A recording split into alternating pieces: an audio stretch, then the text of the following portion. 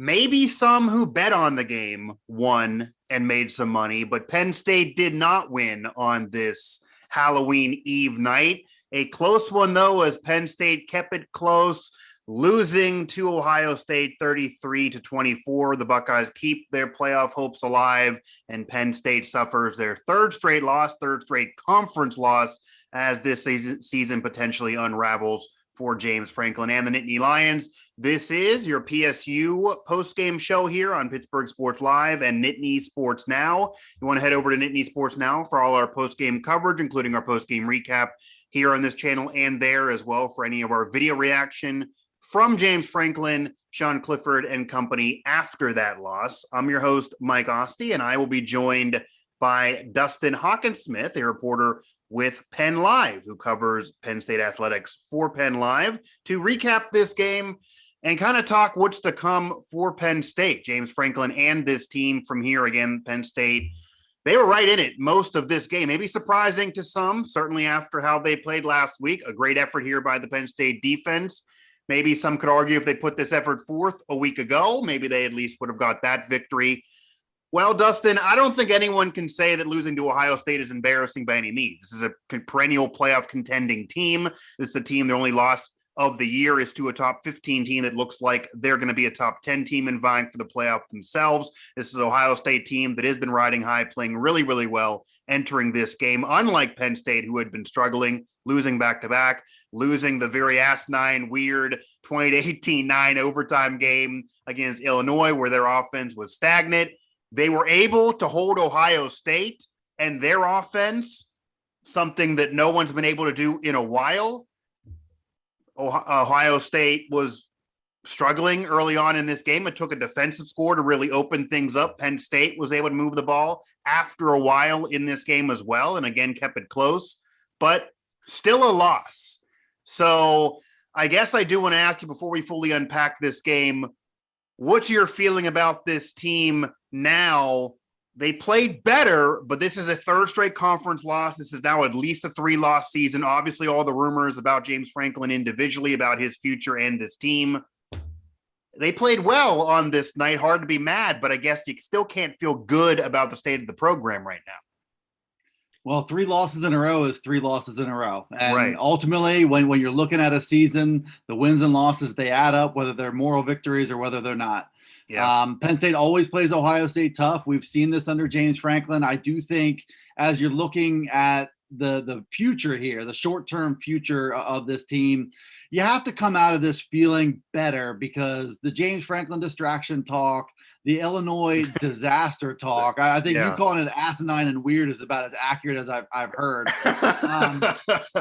It just puts that to rest a little bit, because you saw Sean Clifford look like himself again. Right. You have seen this defense rise to the occasion. I thought for the defense, a pretty ideal start against this Ohio State team. I think Ohio State made some subtle adjustments to keep the heat off CJ Stroud. And when he has time to throw, when he has opportunities to look down the field and let things develop with those wide receivers, it's just hard to contain that for 60 full minutes. I don't think the Ohio State staff did anything crazy or wild, but I think they just bought CJ Stroud time. That's what you ended up seeing there. And Trevion Henderson got loose late in this game, and I thought that made a difference. You look at the stat sheet, 161 yards rushing for Ohio State. Penn State 29 carries for 33 yards for a robust 1.1 yard per carry there. Not even yards per carry, 1.1 yard per carry there. Yeah. You know, so that lingering issue about the run game, I don't think it was the number one factor in this game. I thought Penn State wasn't for lack of effort to try to get, in this case, John Lovett going, but they just didn't have enough. They didn't create enough room. I don't think they have the horses in the backfield. I think it's still a combination of things. But for the defense to rise to the occasion, for Penn State's offense to look better and get some things done against this Ohio State defense, there are certainly some good things to take away. Yeah, that's all fair for sure here. The PSU post-game show here, Penn State post-game show on Pittsburgh Sports Live and Nittany Sports Now. Mike Asti, Dustin Hockensmith of Penn Live joining me. Penn State does lose this one 33-24. Their third straight conference loss. There's no way to put lipstick on that pig. It's 3 straight conference losses.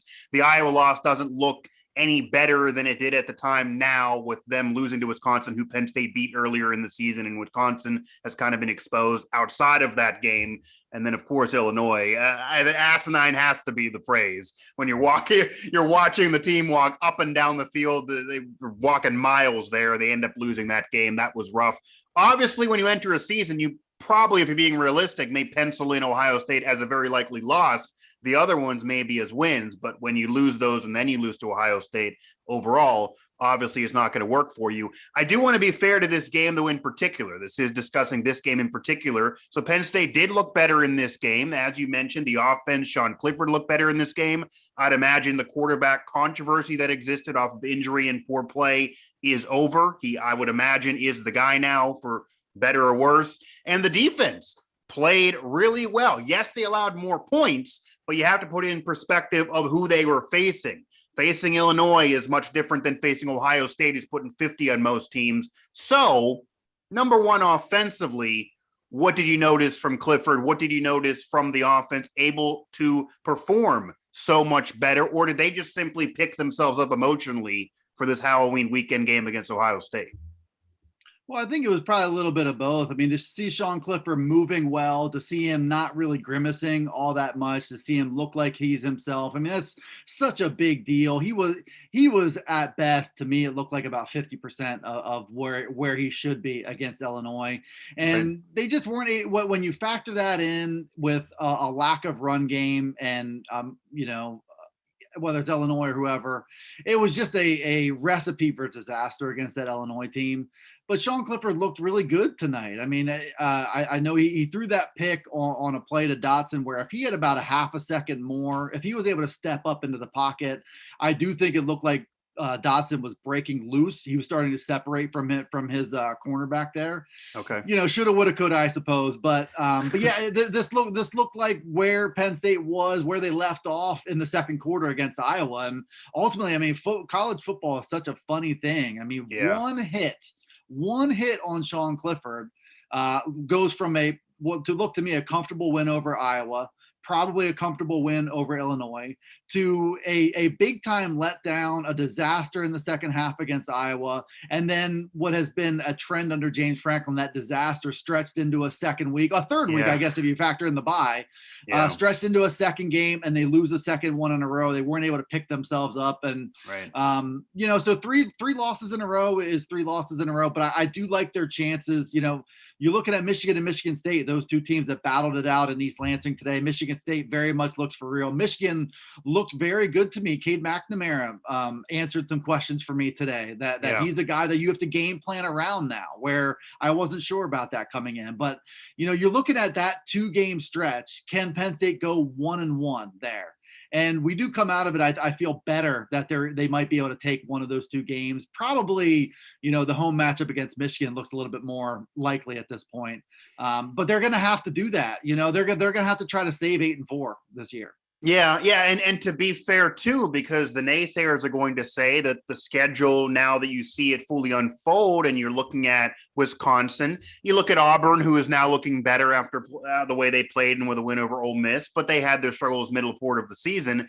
Maybe Penn State's schedule was very backloaded with more difficult games at the end, and this is now where Penn State is struggling. But yeah, I think you also paint the perfect picture of these are human beings. As much as we get analytical and you look at who teams played and who they beat and strength of schedule as well, and all of that certainly is accurate to discuss in college football. But I'm sure there was an emotional, mental fatigue as well when you're walking up and down the field in 6, 7, 8 overtime with Illinois. You're probably saying to yourself, we already lost to Iowa. Look at whatever these other teams are, multiple undefeated teams. Ohio State's clipping off 50 points a night. We're not going to make the playoff anyway. So it's not, what's the difference? I'm not saying they're not trying to win the game, but if they would have beat Iowa, that could have been a little different of their mentality. That could have been a different spark plug. And of course, you're dealing with injuries at that time where they're walking up and down the sideline. They didn't know about Sean Clifford's help. They're still dealing with rumors of James Franklin's future. It's really been a month for Penn State. 3 straight losses on the field, all in conference, and you could argue some losses off the field as well. So it's not been good for Penn State recently, but they did play better. And I also now want to flip the script there to the defensive side of the football.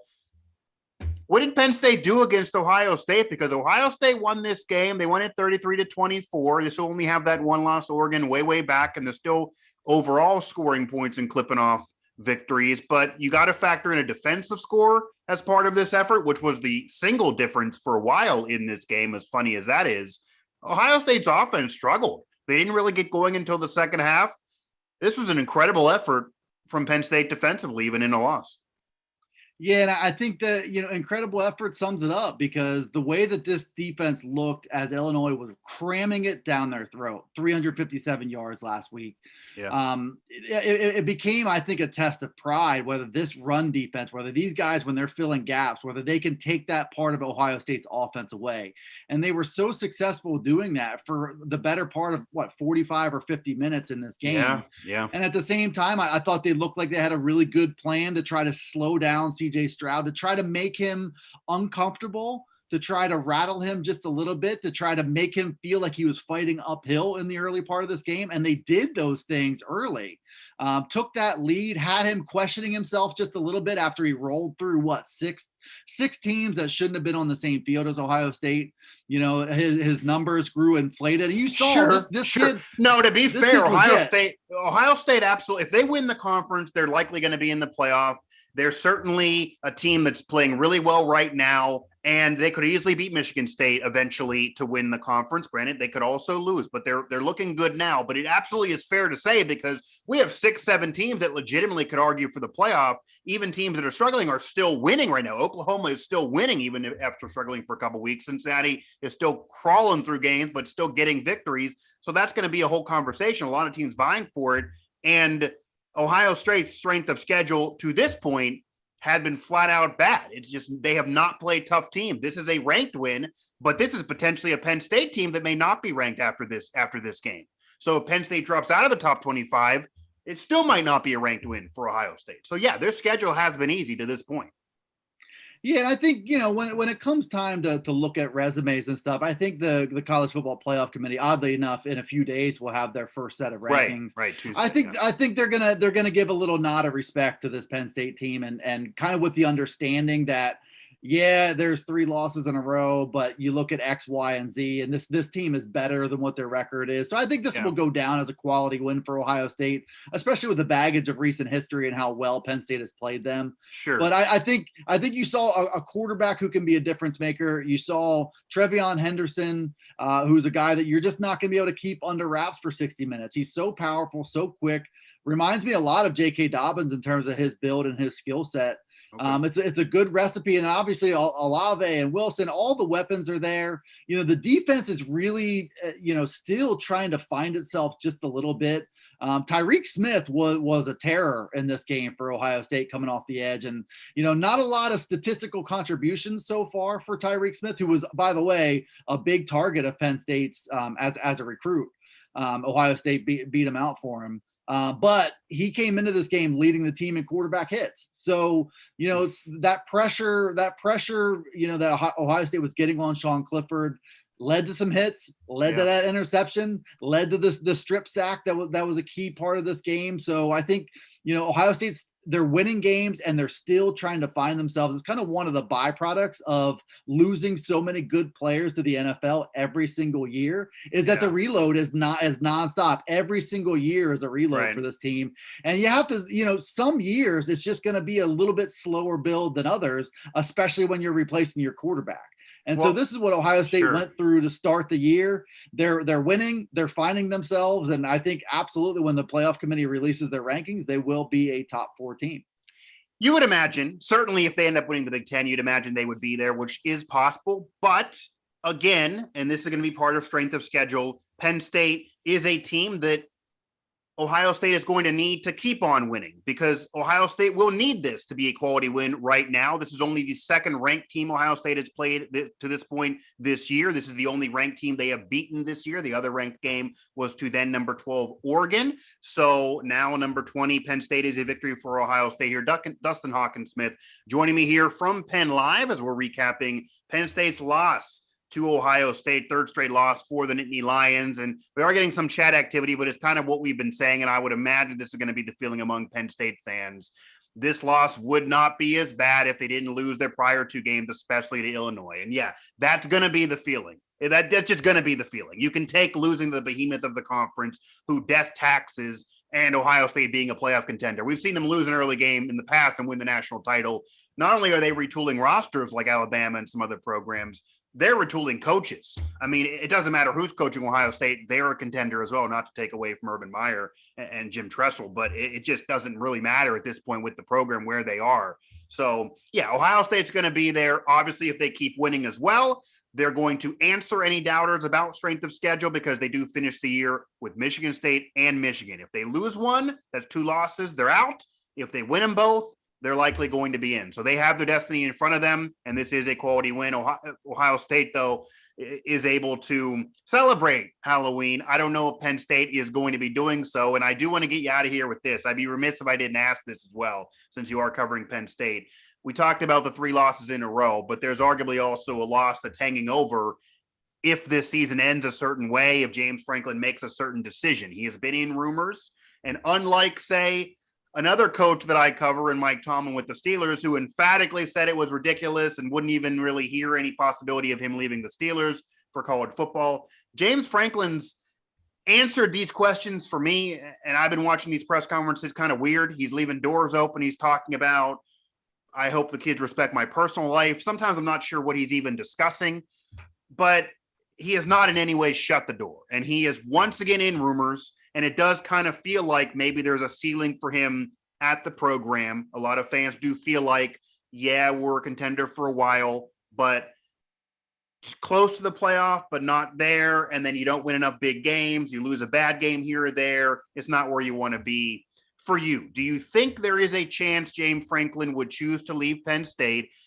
And do you have any thought process on why he's answering questions the way he is? Do you feel like the way the season has even gone that he is leaving this door open intentionally, or is maybe that just him that the person who doesn't cover him wouldn't be aware of? Because the door seems open to me, and the way the season's going to me doesn't seem like it's lending him to want to maybe be around. Maybe he feels like he wants done with this too, wants another challenge. Of course, USC, LSU have been in rumors. Yeah, well, I mean, the conversation for me has shifted from, and you're absolutely right that you play the leverage game as a head coach. And James Franklin, you know, in his representation have wanted to make it clear that he is wanted elsewhere. And I think it's clear. Yeah, he's trying to utilize that fact, I think, behind the scenes to try to accomplish more when it comes to. I don't even think it's about money for himself. I think it's about, you know, whether that's assistant coach salary, whether that's about facilities, you know, and Nate Bauer from Blue White Illustrated wrote a really good column last week in the midst of all this, just spelling out what James Franklin is trying to fight here. And basically it comes down to, can Penn State as a program win and be a national title contender if you've got the 25th best facilities in the country? The 25th best practice facilities, the 25th, and that's pretty much what we're looking at. You know, he's scored some wins along the way for renovations and stuff. But if you're a 5-star player and you walk into Penn State's football building and their weight room and their other accommodations, you know, they're just going to pale in comparison if you walk into Georgia's, Ohio State's, Alabama's, Clemson's, all these other teams. And, you know, like it's fair to say Penn State's subpar facilities, I'll use air quotes on that, didn't lose the game to Illinois last week. That's a fair criticism of all this, but it is true that Penn State kind of has a ceiling in terms of the amount of talent that they can bring in, because they're fighting sort of an uphill battle for the type of prospects they want. So what does the Penn State administration want from the football program? Are they really going to do they want to invest at a level of an elite? Are they willing to make that commitment and make the commitment to Franklin and their football program with their dollars, you know? And there's been some fight, there's been some pushback on that. Right. And so what Franklin has in front of him right now are 2 programs that want him, that are absolutely willing to make that commitment. So the fight behind the scenes will kind of lead to, okay, who's the next president of Penn State University? What commitment are they making to football? Do they really want this to be a college football playoff contender? If so, it requires a lot more investment than they put into it. That is just a fact of where this college football arms race is going. Penn State's not winning that arms race. And you've seen what the ceiling is, which is a knock on the door for a few weeks of the college football playoff and then kind of fade away. Now, we can talk about Franklin's the tendency to lose a second ugly game after a loss to an opponent in a big game. That's part of this, but there's a lot going on behind the scenes. I don't know how it's going to play out, but I do think I'm of the opinion that Penn State would be crazy to allow James Franklin to walk away under these circumstances, because you know what's going to happen next? They're going to try to score another big time coach who's going to want the exact same stuff that James Franklin's trying for right now. Yeah, and I'm glad you painted kind of that inside touch as well here, Dustin Hockensmith, who does cover Penn State athletics for Penn Live. It seems to me like James Franklin's keeping a door open, but it also certainly could be his kind of war with the administration or athletic department as well. I will say, I'm sure that if in any parts of that he tries to bring the facilities to also an extension or more money for him, they could easily bring up, well, James, you lost to Illinois. You lost 3 straight games. We know we might have to do something with the facility, but you personally, you're going to have to be happy with this contract. I think he does lose a little bit in the bargaining table when he's losing those games. Again, you can maybe handle Ohio State. You might even be able to stomach Iowa at that point. The Illinois loss is going to be hard for him to argue, and that's kind of has been his track record at Penn State. But it does make you wonder what Penn State wants to be, where they think they are, because nationally you figure, okay, Penn State, Joe Paterno's Penn State, they should be a national contender. They're below expectations. But yet, you look at the facilities, you even compare it to programs who are in their region, who you could argue contend for the playoff a lot less often, than maybe lower in prestige, say a West Virginia University. They increased their facilities tremendously recently to get to that level, even though they're trying to get more wins on the field as well. But if Penn State's not willing to do that, you're not going to be able in this day and age, and you know this, I'm sure, too. This is not like it was before with Paterno recruiting, where kids are going to grow up saying, I want to bring Penn State back to glory. The 5-star kids are just going to want to go to a good team that's getting them on national TV and gets them to the NFL. They're not going to, unless you get, of course, Joey Porter Jr. or something like that. You're not going to have a situation where they're going to say, screw it all, I'm just going to come to Penn State. You really got to compete nationally in recruiting, and we'll see if Penn State's willing to do so. There are other programs that are willing to do so, but it also could be that maybe he does have, a safe situation at Penn State. Maybe they would never remove him. He does have maybe some security there, and you got to think whether the grass would be greener, because LSU basically just parted ways with a head coach that won a national title a couple years ago, and they're certainly not in any way celebrating him in that exit.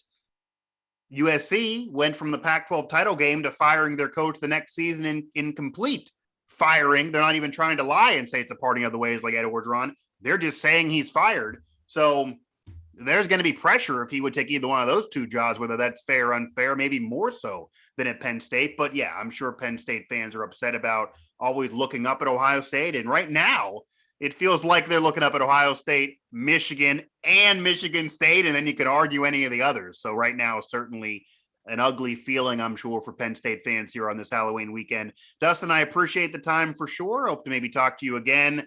Penn State didn't get this victory, but I think we got the win here in the postgame show. So I definitely appreciate the time, man. Hey, I appreciate you calling me a win. I'll take it. Yeah, absolutely. You got to get those quality wins here this season. So I appreciate it. They are few and far between. They're easier said than done.